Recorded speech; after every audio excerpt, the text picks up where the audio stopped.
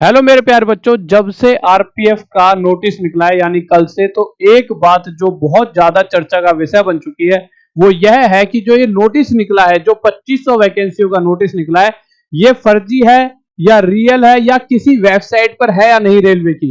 और मेरे भाई, ये नोटिस इसलिए भी सभी को फेक लग रहा है क्योंकि कहीं ना कहीं बहुत कम वैकेंसी इसके अंदर दिखाई गई है 2500। तो हर कोई चैनल अपने अपने हिसाब से बता रहे कि कहीं से सर्कुलेट हो गया है, ये हो गया वो हो गया। परंतु मैं आपको एक सच बात बताऊं तो ये बिल्कुल ओरिजिनल वेबसाइट पर कल ही आ चुका था। रेलवे की अपनी खुद की वेबसाइट पर ये नोटिस आ चुका था। मैं भी आपको दिखाता हूं कि अगर आप भी देखना चाहो तो कैसे देख सकते हो, और आप अपने जो भी टीचर्स हैं और सभी को भी सेंड कर देना कि इस तरह से इस चीज को देखा जा सकता है। पर हाँ, उससे पहले मैं एक बात और कहना चाहूंगा जो मैं सरकार तक पहुंचाना चाहता हूं कि ये आप गलत कर रहे हो। आपने कुछ समय पहले एक वादा किया था खुद मंत्री जी ने कि 10,000 वैकेंसी हम आरपीएफ कांस्टेबल की निकालेंगे, जो कि सिर्फ 2,000 है।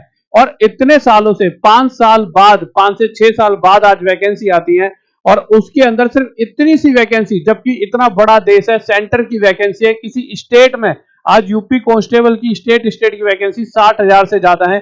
अगर एसएससी जीडी की बात करें तो हर साल इतनी इतनी वैकेंसी निकल रही है, 50,000, 25,000, 26,000 इस तरह से। तो क्या आरपीएफ यानी रेलवे में रेलवे पुलिस फोर्स आरपीएफ की जरूरत नहीं है? इतने सारी आप देखते होंगे हर रोज कुछ ना कुछ दिक्कतें होती है रेलवे में। तो आरपीएफ की बहुत ज्यादा, मतलब मुझे लगता है कि जरूरत है, वैकेंसी बढ़नी चाहिए।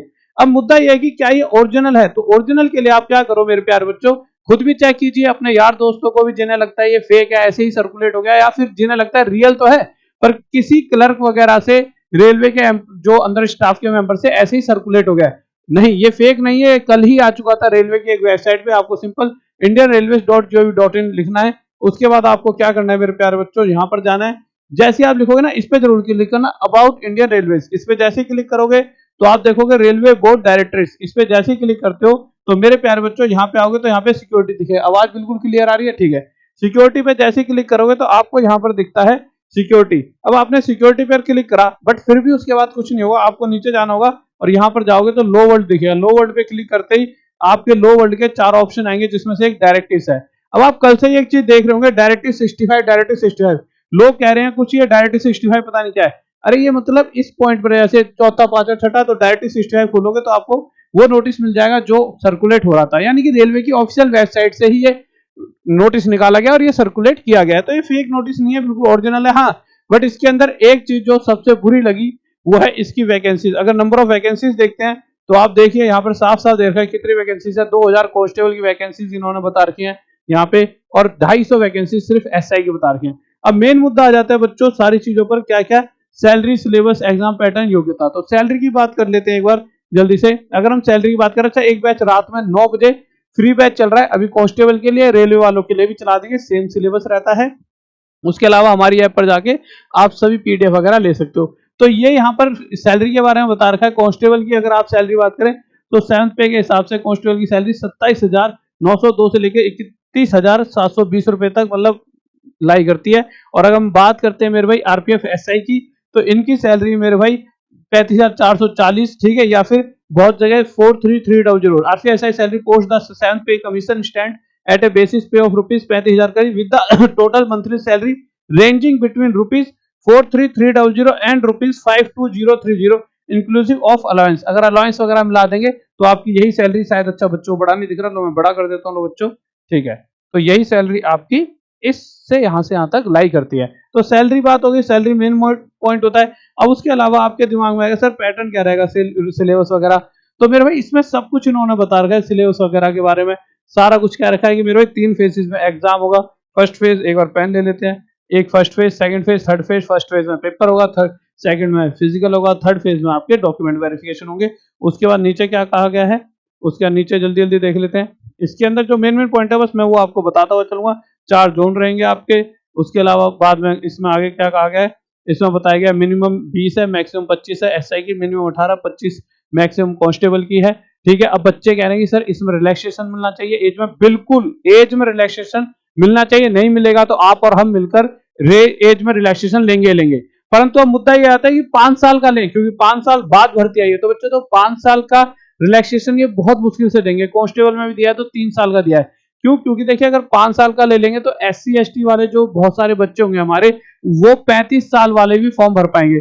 35 साल वाला बच्चा 36-37 साल में जाकर जॉब ले पाएगा। आप समझ रहे हो कि ऐसा तो है नहीं, पहले फॉर्म भर तो दिया पर 1 या 1.5 साल लग जाता है पेपर को होने में। ठीक है, पेपर होएगा, उसके बाद रिजल्ट आएगा, सिलेक्शन होगा।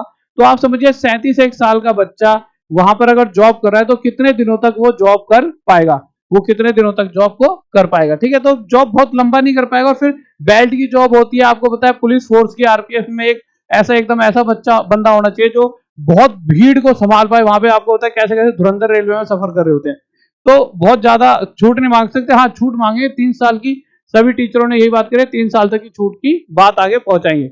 उसके अलावा SC/ST को 5 साल का, ओबीसी को 3 साल का, ये तो मेरे भाई नॉर्मल छूट मिलती है। इसके बाद अगर हम बात करते हैं तो मेरे भाई यहाँ पे आपको देखिए कि मेरे भाई मेल फीमेल की बारे में बता रखा है। हाइट के बारे में 165, फीमेल 157, ये नॉर्मल के लिए, जनरल और ओबीसी के लिए, SC/ST के लिए 160, 152।